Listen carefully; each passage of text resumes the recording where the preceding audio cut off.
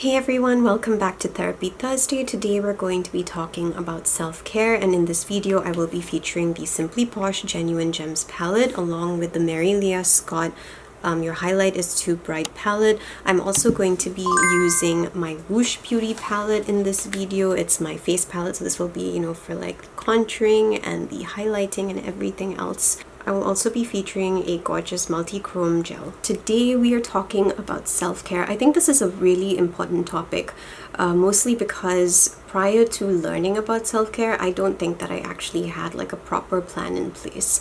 And the important thing about self-care is that you absolutely 100% have to make time for it. You have to be intentional when it comes to looking after yourself. I found a few categories after scouring the internet, and I just want to tell you the ones that I feel are very relevant. So one is spiritual, the next is physical, emotional, obviously, and social. And I would like to also say mental, but that's also kind of linked to, emotional well-being. So let's talk about these things. Self-care is something that not a lot of us actually give to ourselves. We constantly think that we need to be on the go, on the run. We sacrifice our sleep, we sacrifice our time. And I think that especially coming from an Asian background and an Asian culture, even job-wise, I didn't really, at least when I was in Asia, I noticed that a lot of employers didn't really prioritize a work-life balance. There were companies that, I knew of that were just terrible when it came to respecting boundaries of their employees. They would literally be messaging even after, the official contract hours were over. So I think that our generation is different in the sense that we actually want that work-life balance. So this is not to bash any generation for whatever reason, but I know for a fact that for myself, work-life balance is super important. And once I have, been told that my contract hours are a certain number of hours, I'm sticking to those hours, and I don't want to be doing work after that. Why? Because time is money and you can't get it back. Time is one of the most important things ever because it's so fleeting, right? It just goes. It's gone. 10 years can flash by and you won't even notice them. I mean, that's literally what happened to me. But anyway, how do we self-care? How do we look after ourselves, and how do we prioritize ourselves? It takes a lot of intention, and you need to just do it. It's not about trying. Lots of people will be like, yeah, I'll try. No, it's not about trying. You actually just need to do it. You need to put time in. You can't say, I want to be healthy, etc., etc., and then do everything that's actually unhealthy for you. So several things that you can do to improve physically is, exercising, sleeping, for a good amount of hours. One thing is going to bed on time. I know that I really struggle with this, especially lately. For some reason or the other, I'm just not getting to bed on time. So I literally am forcing myself now. I do a lot of exercise during the day so that my body gets tired, and then I'm, getting into bed at the right time. On top of that, I'm taking oats because oats prepare your body for, the night and to relax. So, I'm doing things to be intentional so that I'm actually going to bed on time. So that's just one way of self-care. Self-care is not always about doing easy things though. Self-care can actually be quite difficult, especially when you're used to abusing your body or just going and pushing overboard until you're burnt out. I know for me, I cannot deal with too much socialization, and I think that social media is extremely draining. I know that sounds weird to hear, especially because I have a makeup channel and I have to be on social media and I have to be connecting, but I find it unbelievably draining. I just can't. I have not, even till now, I have not actually found a proper routine where I've been able to be on social media consistently. And I think it's because I really like being alone. So that's stuff that I'm actually thinking about, and I'm in the process of actually making changes because I realized that it just doesn't work. There are lots of studies that actually show that being on social media is actually not really that great for you and your, mental well-being, because you see people doing well, you see them doing things that maybe you want to do. A lot of the times it just makes you feel worse about your life. And the truth is, sometimes I wish that we could go back to the days when there was no social media. I think that if I could do that, I actually would rather do that, because it just felt nicer to pick up a book and disconnect and not have people in touch with you all the time. I mean, yes, it's wonderful to be in touch with loved ones and, keep in touch with everyone who's far away and all of that. But at the same time, when you're constantly bombarded with the amount of information and the amount of news, it's very overwhelming and very draining. So one of the things that I'm doing right now is I'm actually switching my phone off and I'm keeping it away a few hours before bedtime so that I'm not actually on it. And it's worked on some days. It is still something that I have to do intentionally and with purpose. It's hard to break a habit, but if I do it consistently for 21 days, it gets a lot easier. So yeah, that's a work in progress. And these are just, changes that I'm making to my life. Your social circle plays a massive role in your self-care. And the reason for this is because if you are friends with or constantly interacting with individuals that are bringing you down, and I'm not going to say people who are being negative all the time, because honestly, when people are going through tough situations, it is very difficult for them to be positive and chirpy and happy. It's actually a very selfish expectation to be like, oh yeah, you're always having a bad day, so I'm not going to be around you. It's a very selfish thing.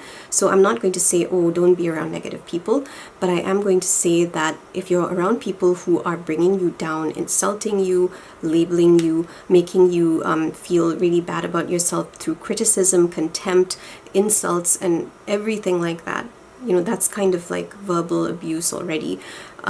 I would say that as hard as it is, it's important to actually let go of such individuals.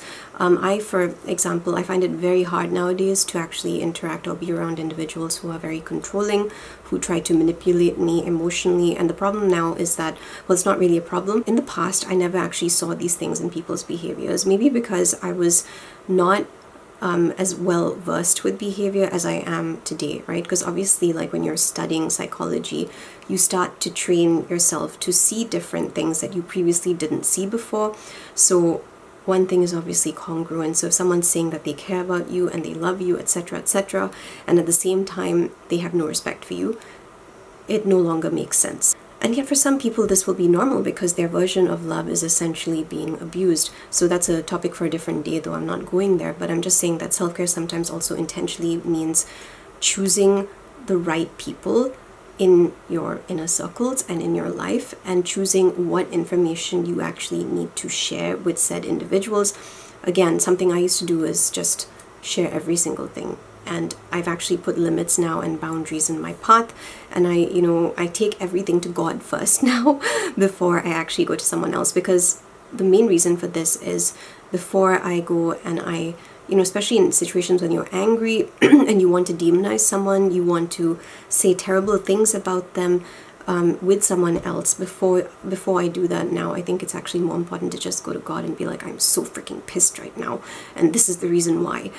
And I feel like when I do that with God, it's a completely different kind of response and reaction. Yeah, there may be a tendency with certain friends to just slap labels onto these people as well. Something that, again, I'm just trying to get rid of in my life. I don't want to do this anymore. I don't want to gossip, slander, all these things are just terrible, because it just fills your heart with more hatred, and you're essentially just feeding that part of you that's engaging in more and more hatred towards individuals.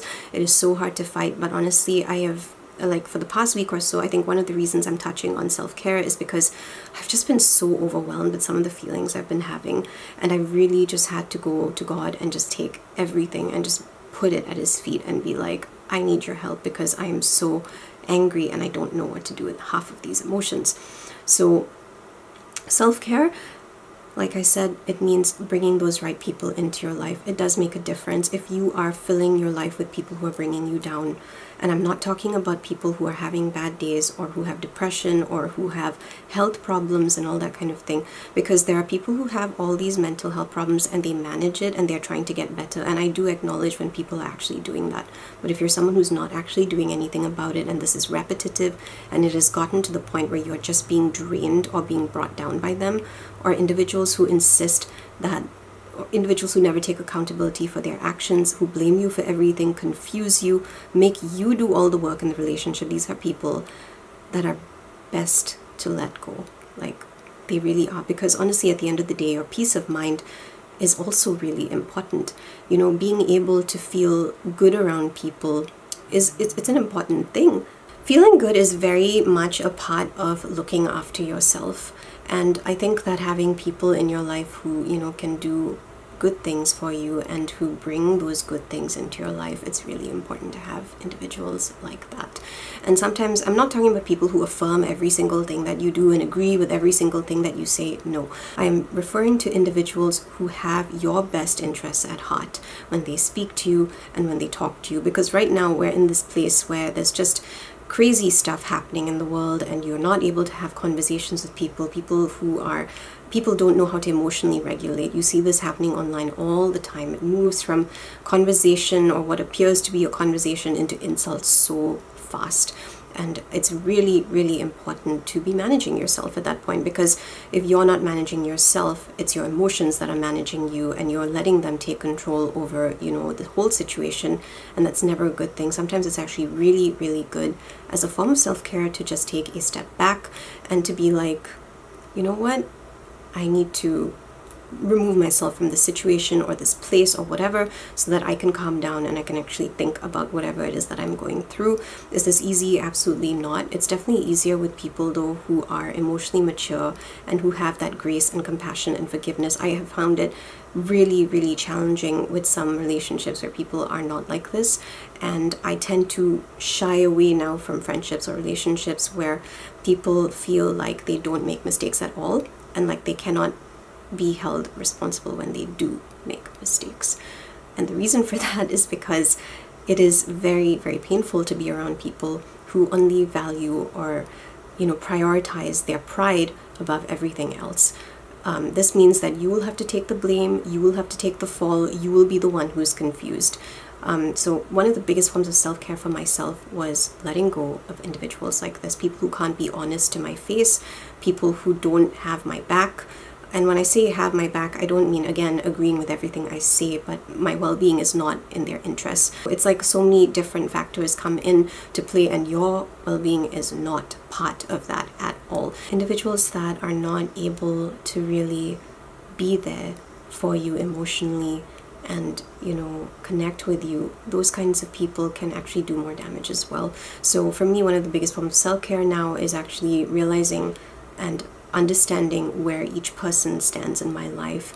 But of course that started with also learning where my boundaries were and recognizing that there are certain behaviors I can no longer tolerate. There are certainly things that I can no longer abide by, and there are types of individuals that I cannot allow into my inner circle anymore. So this is something that is important to do for yourselves, especially when looking at self-care. And of course there are other ways to look after yourselves too and to do self-care, but I did want to touch on the social aspect of it and the emotional aspect, because I kind of feel like these two can be linked a lot. And emotional regulation is being able to calm yourself down and to not allow yourself to take everything that someone is saying as a direct insult against you, mostly because a lot of people are not actually trying to insult you. It's very obvious when someone is trying to insult you, and then there are these moments when you actually have problems that are not addressed, so you take everything as an attack. And being able to look after yourself emotionally in these ways is really important. For me, it's taking everything to Jesus. It's taking everything to the cross and putting it there and just sitting with my emotions. Actually, sitting with your emotions is one of the most important things, because when you suppress them and you don't allow yourself to feel things, when you don't actually express yourself to people and tell them things, it festers and it starts to get a lot worse, because nothing's being dealt with. You are just suppressing it. It is there. It is not being dealt with, and eventually you can get to a point where you don't even know why you feel half the things that you're feeling. So that's all I have for you on self-care. It is certainly something that's not easy to implement, but it is not impossible. Remember that everything starts with you. You need to make choices and decisions that reflect the kind of life that you want. And that means seizing the day, literally. You need to be proactive about it. And I've started implementing things in my life, changing things that I don't like, and it really it can be tough, but it's not impossible. And if you're stuck with making changes in your life and you feel like you need help, you can always go to a therapist and talk to them about doing these things, because therapy is about having someone who's going to hold you accountable. And the good thing is they're usually not afraid to tell you the truth. I mean, I can't speak for every single therapist, but generally in therapy, that is the whole point. You're going there to get an honest opinion. However, they're not giving you advice on what to do. They're simply helping you navigate through whatever it is you're going through and helping you think about things that you may not have thought about before. And it's also about providing you with a perspective that you may not have heard of before. It is a tough process, but absolutely worth it. This is the final look. I hope that you had fun creating it with me and listening to my thoughts on self-care. I do hope that you're able to, make some changes in your life if you feel like you need more of that. And before we go, let me give you the makeup details. So I did use my Yensa foundation for my face, and for my mouth I went in with 3 different things. So I used the Wet Cherry lip gloss over my lipstick, and my lipstick was basically the shade A Mauve Moment from Juvia's Place. It's a really, really pretty pink color. And I also went over, I kind of lined my lips with Kylie Jenner's Holly Berry lip liner. It's a really nice color, and you can see that my mouth is 2 different shades, and that's because of this particular shade. So I think that's about it. I think you saw all the other products that I used. I really love using Genuine Gems. It's a really versatile palette, and I really enjoy the pigmentation and the way that the shades work. As you can see, they are so pretty, and I really like that it kind of gave some depth to my eyes over there. I think I probably didn't need to use as many colors as I did, but I got excited and I wanted to. And I did end up covering the yellow that was obviously here, so that's fine though. You can still see that this has a gorgeous shift, and yeah, all in all, I'm pretty happy with the way that this has worked. If you'd like to see more Therapy Thursdays, be sure to check out the playlist that comes around at the end of this video. And if you want more makeup videos, well, there's a ton of them on this channel, so go and check those out. I will also be back here on Saturday with my Nomad Cosmetics palette review. That's the new one that's coming out, and I'm very excited about that one. So I look forward to seeing you on Saturday. Okay, lots of love to you, and I will see you soon. Have a wonderful week. Bye.